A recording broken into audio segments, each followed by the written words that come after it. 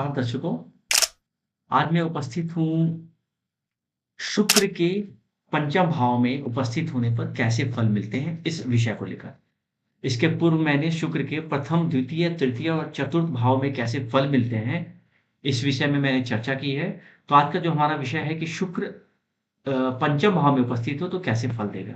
तो आगे बढ़ने से पहले पहले मैं ये चाहूँगा कि पंचम भाव किन-किन चीज़ों का कारकत्व रखता है या हम पंचम भाव से किन-किन चीज़ों को देखते हैं, उससे पहले देख लिया जाए। उसके बाद फिर हम बढ़ेंगे कि शुक्र किस चीज़ों का कारकत्व रखता है और फिर अगर पंचम भाव में कोई ग्रह बैठे हों, खासकर शुक्र जब बैठा हो तो कैसा फल मिलता है। तो पंचम भाव देखो विद्या का स्थान है, सूत स्थान भी, पुत्र का स्थान भी इस भाव को बोलते हैं हम। तो विद्या, संतान, दादा का कारक है शुक्र, दादा के बारे में विचार हम पंचम भाव से ही करते हैं। आपकी कार्य प्रवीणता के बारे में भी हम 5th हाउस से ही देखेंगे। आपकी जो भावनाएँ हैं वो भी हम 5th हाउस से ही देखते हैं। जातक कितनी ख्याति प्राप्त करेगा। उसके अलावा बुद्धि, आपका जो मैनेजरियल स्किल है, प्रबंधन क्षमता जिसे हम बोलते हैं, उसका विचार भी हम शुक्र से ही करते हैं। नीति, विनय, देशभक्ति का विचार हम करेंगे। नौकरी छूटना भी हम 5th हाउस से ही करते हैं। ऐसा इसलिए करते हैं बिकॉज़ 6th हाउस नौकरी का है और 6th हाउस से यह 12 हुआ इसलिए 6th का यह व्यय कर रहा है, तो नौकरी छूटना इसे कहते हैं। तो इसीलिए अगर किसी जातक का आप देखोगे कि 5-9 की दशा चल रही हो तो ऐसे जातक जनरली रिटायरमेंट के कगार पे होते हैं, रिटायरमेंट मिलता है। खैर धन मिलने का उपाय भी हम 5th हाउस से ही देखते हैं।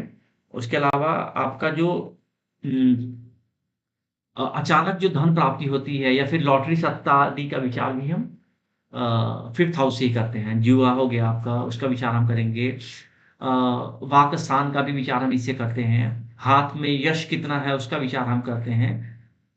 आपका नम्रता आदि का जो अध्ययन है हम इसका विचार भी हम पंचम भाव से ही करते हैं। उसके अलावा अगर देखें तो पंचम भाव आपकी मंत्रणा शक्ति का भी है और खेल-विनोद आदि का जो स्थान होता है जैसे क्लब हो गए, सिनेमा हॉल हो गए, ये सब चीज़ों का विचार भी हम 5th हाउस से ही करते हैं। स्त्री का छोटा भाई, सॉरी, स्त्री का बड़ा भाई, बिकॉज़ 7th से यह 11th है, इसलिए आपकी पत्नी के बड़े भाई का विचार भी हम 5th हाउस से ही करेंगे। अच्छा, उसके अलावा बड़े भाई की स्त्री का भी की जो बड़े भाई की जो स्त्री होगी, उसका विचार भी हम 5th हाउस से ही करते हैं। बड़ी बहन की पत्नी का विचार करेंगे आप।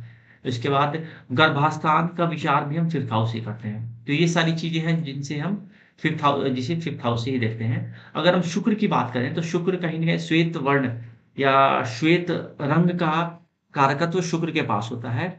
अ, उसके अलावा आपका मनुष्य हो गया, स्त्री हो गई, ब्राह्मण वर्ण का विचार शुक्र से करते हैं, विवाह का विचार भी शुक्र से करते हैं, चाँदी, काम, प्रेम, मैथुन शक्ति, खटाई, नमकीन, जलीय पदार्थ और जलीय स्थान आदि का विचार भी हम शुक्र से ही करते हैं। अब अगर देखें तो काव्य शक्ति, काव्य मंत्रणा, साहित्य में कितना प्रेम है किसी जातक का या कितनी क्षमता है साहित्य की, इन सब चीज़ों का विचार भी हम शुक्र से ही करते हैं। मोती आदि रत्न जो है, उनका विचार हम जितने भी रत्न आभूषण हैं, सब पर शुक्र का ही आधिपत्य है।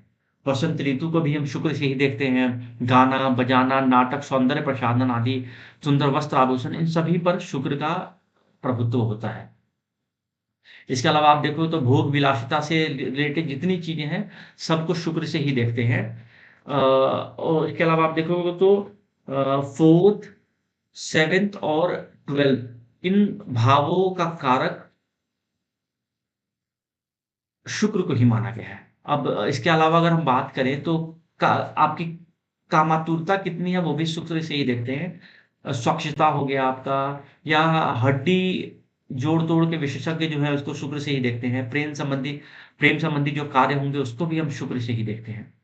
तेजस्विता हो गई, शारीरिक गठन हो गया, सुकुमारता, विदेश यात्रा और विश्व सुंदरी का पद आदि को भी हम शुक्र से ही विचार करेंगे। तो ये सारे कारकत्व शुक्र के हैं। अब हम बात करें कि अगर किसी जातक की कुंडली के पंचम भाव में शुक्र उपस्थित हो तो वह कैसा फल देगा? तो किसी भी जातक की कुंडली का अगर पंचम भाव में शुक्र हो, तो ऐसा जातक, देखो ये एडवाइस का भी हाउस है 5th हाउस। तो अगर शुक्र यहाँ पे बैठा हुआ है तो ऐसा जातक परामर्श देने वाला भी होता है दूसरों को। तो और ऐसा जातक बुद्धिमान होगा अगर शुक्र 5th हाउस में बैठा हो तो। माता का सेवक तो निश्चय रूप से ही होगा ये और काफ़ी ये जातक काफ़ी बुद्धि से युक्त तो होता है, काफ़ी मैच्योर होता है ये। जो भी बातें करेगा, बड़ी परिपक्वता के साथ बात करता है ऐसा जातक। काव्य शक्ति होती है, ग्रंथ रचना की भी सामर्थ्यता इस जातक में होती है। उसके अलावा यह पत्नी और पुत्र से युक्त होता है ऐसा जातक और राज-सम्मान भी प्राप्त करता है, अच्छा पढ़ा-लिखा होगा और पत्नी उसकी सदैव प्रसन्न रहती है, अगर 5th हाउस में शुक्र बैठा हुआ है तो। अब यही अगर लग्न से पंचम भाव में शुक्र पाप युक्त हो जाए, पाप क्षेत्रीय हो जाए, शत्रु क्षेत्रीय हो जाए या नीचगत हो जाए, तो कहीं न कहीं जो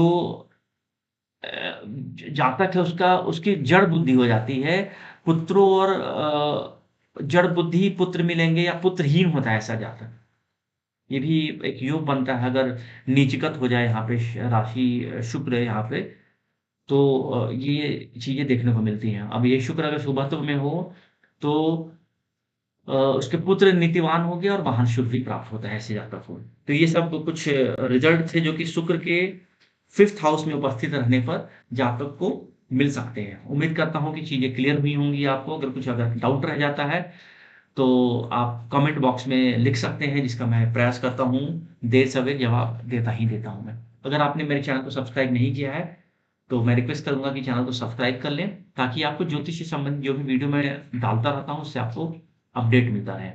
तो अंत तक मेरे साथ वीडियो में बने रहने के लिए बहुत-बहुत धन्यवाद। नमस्कार।